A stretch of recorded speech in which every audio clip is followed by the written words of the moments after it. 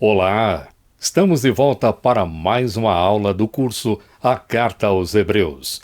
Nesta ocasião, veremos o quarto estudo no capítulo 12. O autor da carta faz agora uma comparação que é muito importante para o seu argumento. Devemos lembrar que ele está se esforçando para dizer aos seus ouvintes que não vale a pena abandonar a fé em Cristo, ainda que seja por causa de perseguição. No estudo de hoje, veremos que a antiga aliança, ainda que tenha tido seus méritos, não foi suficiente para levar o adorador a se aproximar, ou seja, ficar perto de Deus.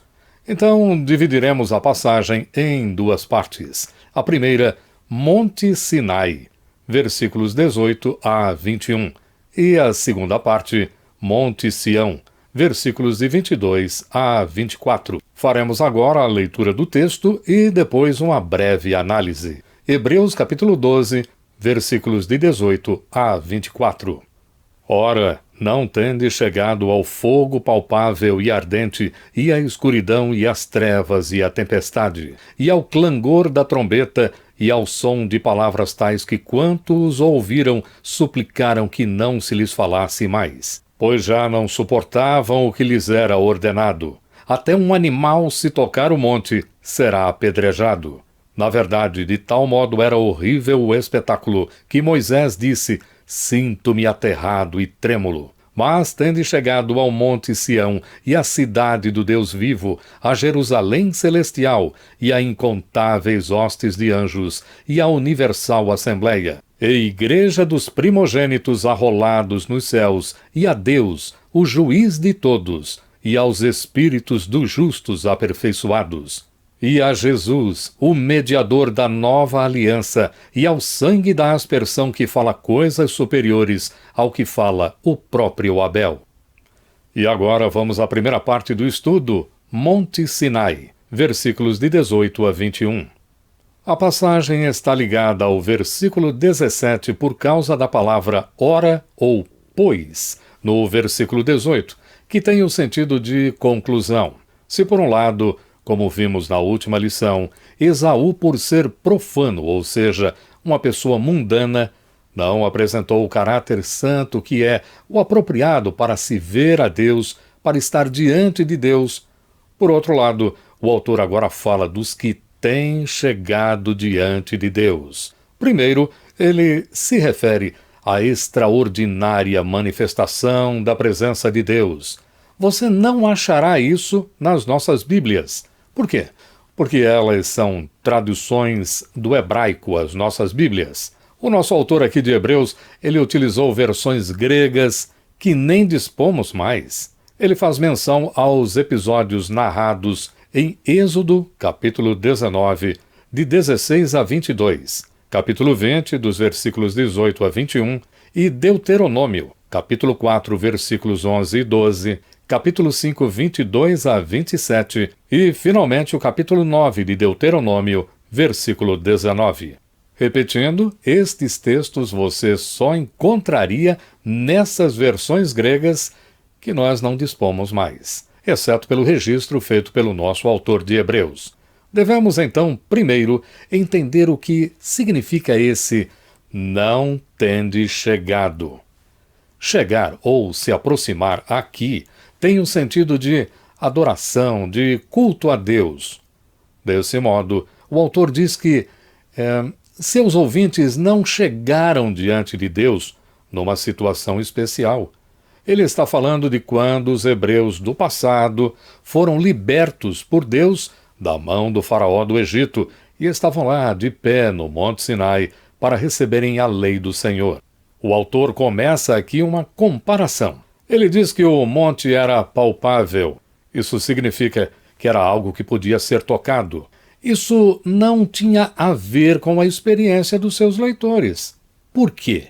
Porque eles não tocaram em nada em sua experiência espiritual de aproximação com Deus. E depois, o pastor cita a experiência dos antigos por meio de vários fenômenos visíveis e depois audíveis. Vamos então aos visíveis, que estão no versículo 18. Ardente ou aceso em fogo, escuridão trevas, tempestade. Os fenômenos audíveis são descritos no versículo 19. Som de trombeta, voz de palavras. Este é o relato do que aconteceu no dia que o povo se reuniu para receber de Deus a lei. Foi uma terrível visão. Todos os que estavam ali sentiram muito medo. Na verdade, ficaram aterrorizados com toda aquela manifestação de poder de Deus. Aliás, a palavra que define uma manifestação de poder é cratofania. Pois bem, aquelas pessoas, naquela ocasião, ao pé do Monte Sinai, ficaram horrorizadas diante daquela cratofania. Agora, o versículo 20 nos diz que, devido àquela poderosa manifestação, o povo não pôde suportar essa terrível expressão da presença de Deus. Por isso, esse mesmo povo pediu para que o Senhor não falasse mais, por causa do mandamento de não se aproximar. E que mandamento era esse? O mandamento era: se até um animal se aproximasse, deveria ser apedrejado. Isto fala da santidade de Deus. Se alguma coisa se aproxima de Deus de modo inapropriado, imediatamente torna-se impura. Mas impureza, como entendida na antiga aliança, era algo contagiante. Bastava tocar o impuro para tornar-se impuro também. Daí o apedrejamento. O apedrejamento era a pena capital em Israel e que não envolvia toque, porque era à distância. O versículo 21 completa, dizendo que até Moisés ficou aterrorizado e trêmulo diante daquela visão. O que está acontecendo aqui? Uma coisa triste, mas verdadeira. O Sinai, o Monte Sinai, aquela ocasião, não foi uma ocasião de revelação, mas de intenso medo. Quem foi até ali não se aproximou de Deus, mas foi impedido de ir adiante dos limites ali marcados. Isso nós encontramos nas versões que nós temos. Êxodo capítulo 19, versículo 12, está escrito: marcarás em redor limites ao povo, dizendo: guardai-vos de subir ao monte, nem toqueis o seu limite. Todo aquele que tocar o monte será morto. Quem esteve ali não adorou a Deus, mas ficou estremecido, como vemos em Êxodo capítulo 20, versículo 18. Vendo-se o povo diante dos trovões e dos relâmpagos e do som da trombeta e do monte fumegando, todos tremeram assustados, ficaram à distância. E o que é pior, quem esteve ali não só não ouviu a voz de Deus, mas ainda pediu para que Deus não falasse. Êxodo capítulo 20, versículo 9, é a referência. E disseram a Moisés: fala tu mesmo conosco e ouviremos, mas que Deus não fale conosco, para que não morramos. Alguém pode achar tudo isso um exagero, mas tinha um motivo. Repetindo, Deus é santo. Ninguém pode se aproximar de Deus por si só. Esta passagem nos mostra nossa verdadeira condição, a tragédia que caiu sobre toda a humanidade. Somos pecadores, e isso não só ofende a santidade de Deus, mas também põe em risco a nossa própria vida. Quem se aproximar de Deus de modo inadequado, morre. Então, o que fazer? Afastar-se de Deus?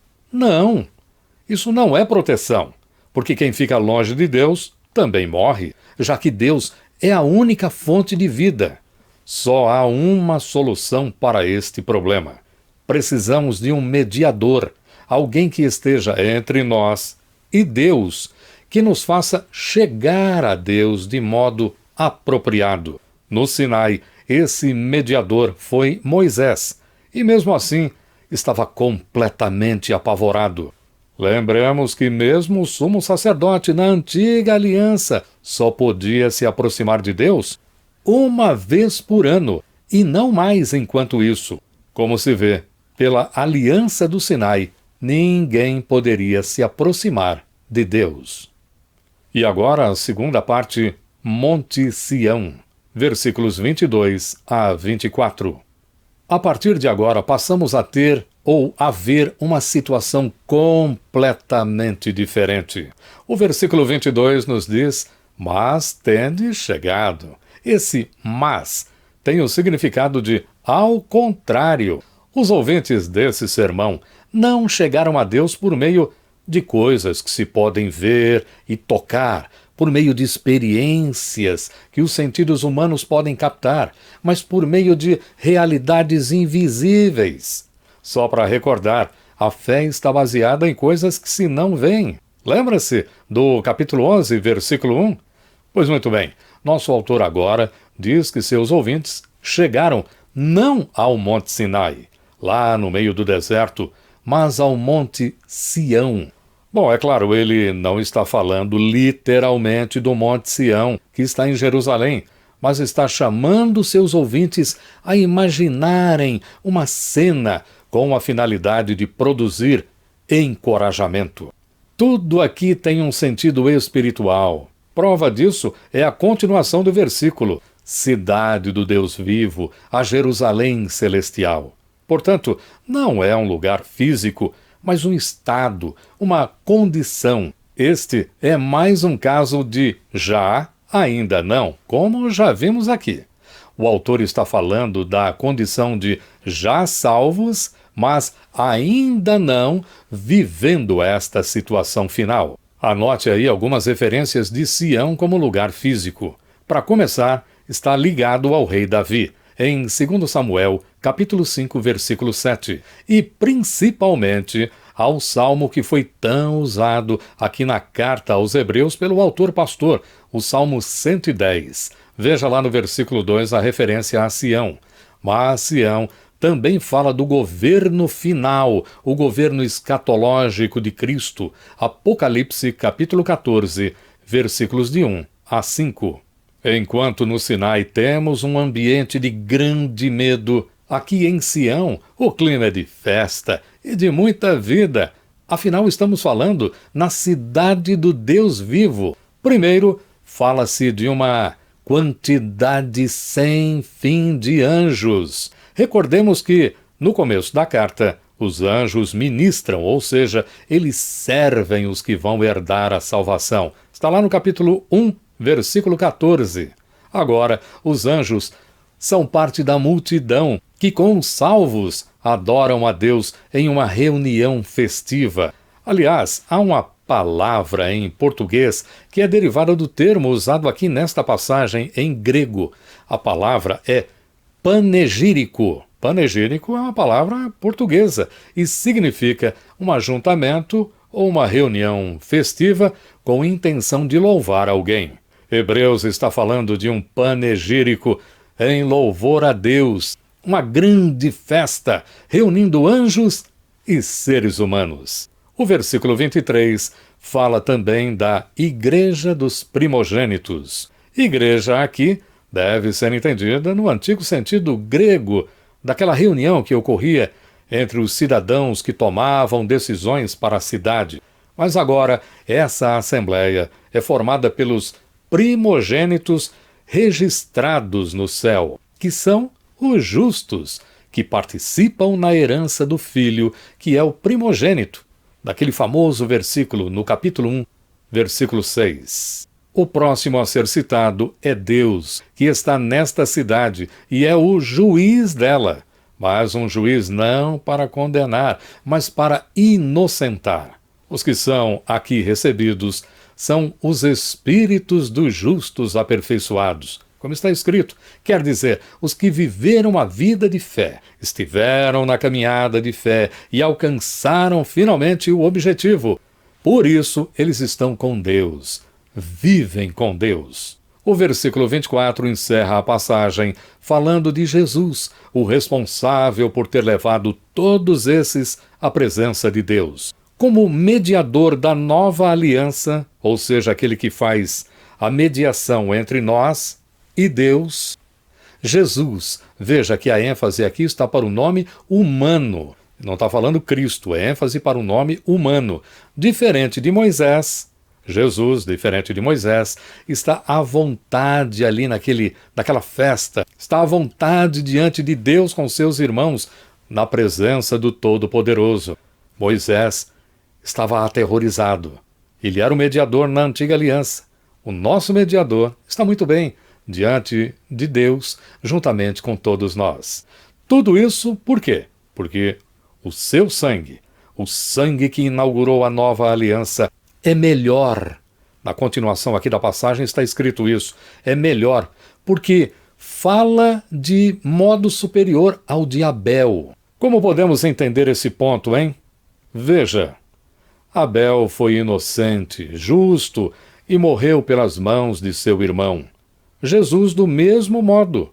Mas se o sangue de Abel clama da terra, como está em Gênesis capítulo 4, versículo 10, o de Jesus fala do céu.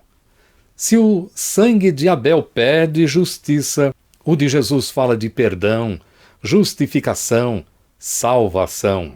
Além disso, se no passado Deus falou por meio de profetas, como está lá no primeiro versículo desta carta, Hebreus 1:1, e também por anjos, capítulo 2, versículo 2, e se Deus também falou pela lei, como está no capítulo 9, versículo 19, agora Deus fala mais completamente por seu Filho, como vimos no capítulo 1, versículo 2, capítulo 2, versículo 3, no capítulo 3, versículo 5, no capítulo 4, versículo 8 e no capítulo 11, versículo 18. A leitura da passagem desta aula motiva nossas mentes a profundas reflexões. Estamos vivendo uma explosão contagiosa de movimentos em direção ao Antigo Testamento. Sim, os que defendem este procedimento dizem que os adoradores da Antiga Aliança eram mais fiéis, eles eram mais raiz, por assim dizer. Por outro lado, por incrível que possa parecer, há quem diga que não precisamos mais nos preocupar em adorar a Deus com aquela mesma reverência da Antiga Aliança. Então nós temos aqui dois extremos, dois opostos. Ambos estão errados. Não podemos usar este texto nem para o retorno à Antiga Aliança e nem para relaxar na adoração a Deus. Achar que Deus só devia ser reverenciado na Antiga Aliança, nos dois casos, é querer aproximar-se de Deus em pecado. A gente deveria temer isso. A passagem desta aula nos adverte contra buscar Deus apenas nas grandes manifestações. Observe que eu falei apenas. Isso não significa que em grandes manifestações Deus não esteja presente, mas a quem dê preferência apenas às grandes manifestações. Olha, procurar o Senhor em lugares onde se promete que ocorrerão manifestações que podem ser vistas e tocadas, e que só em situações assim os presentes serão abençoados. Veja, aos que defendem tais cerimônias, devemos lembrar-lhes que não houve relacionamento espiritual nem revelação da parte de Deus ali, no Sinai. Eu duvido que alguém possa dizer para mim que existe algum tipo de manifestação maior do que aquela ou aquelas que ocorreram lá no Sinai. Lá não houve nada em relação à palavra de Deus e nem relacionamento. Só teve uma coisa, e em grande quantidade, em grande intensidade: medo. Naquele dia ficou claro que haveria sempre uma separação entre Deus e o adorador que viesse por conta própria diante de Deus. Mas hoje, muitos pensam que só porque frequentam uma igreja e têm um comportamento adequado segundo os padrões da sua organização, Deus está na obrigação de lhes dar o que quiserem. Olha, os religiosos israelenses do passado sempre acharam que poderiam chegar a Deus por seus próprios méritos, por suas próprias obras. Não chegaram.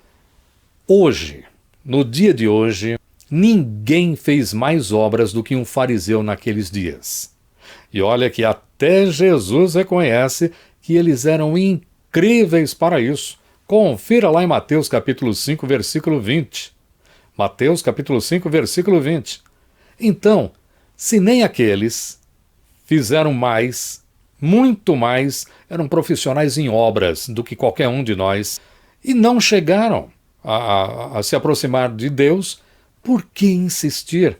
O jovem rico também achou que poderia viver com sua idolatria pelas riquezas só por causa das suas boas obras e da sua religiosidade. Não podia. Enfim, o que se quer dizer aqui é que sem Cristo não chegaremos jamais à presença de Deus.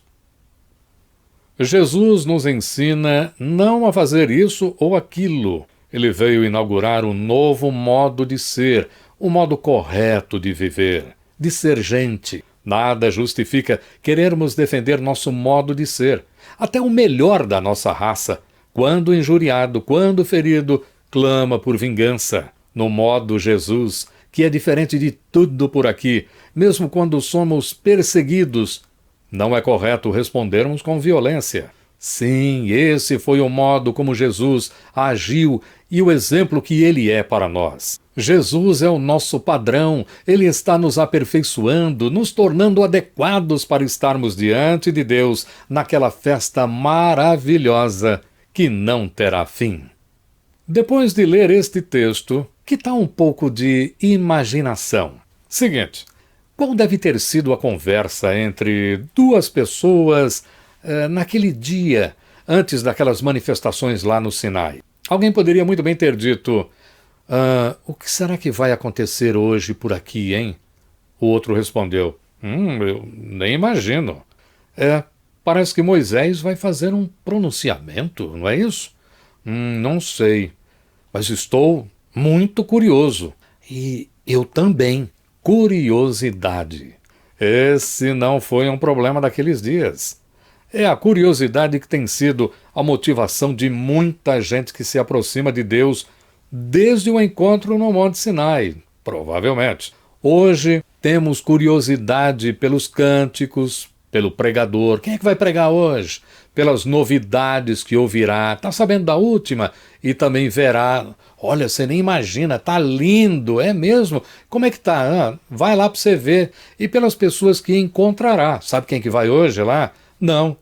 Você nem imagina. Curiosidade. Curiosidade por um novo movimento e daí por diante. Não se deve aproximar-se de Deus por simples curiosidade. Os que se aproximam de Deus vêm porque Cristo os trouxe e por isso têm grande vontade de estar com Ele em adoração ao Pai. Esta deve ser a motivação correta. E estes são os de Sião. Onde é que nós estamos, hein? No Sinai ou em Sião? É isso. Foram apenas 7 versículos, mas que mensagem, que poder de comunicação das verdades eternas. Mas vem aí o encerramento deste capítulo 12. A última lição do capítulo 12, nós veremos que os salvos, aqueles que, por meio de Jesus Cristo, possuem caminho livre para Deus, mas eles também devem ter uma responsabilidade, algo que nosso autor nos dirá pela última advertência aqui da carta. Essa não podemos perder. E se você gostou desta e de outras aulas do canal e não está inscrito, só para reforçar, a inscrição é grátis e não é feito qualquer pedido de compromisso a você. Apenas se desejar, dê um like e caso tenha gostado, faça seu comentário sobre o conteúdo da lição. Mas não deixe de acionar o sininho para que você saiba das próximas aulas. Tudo de bom, Deus te abençoe e até nosso próximo encontro.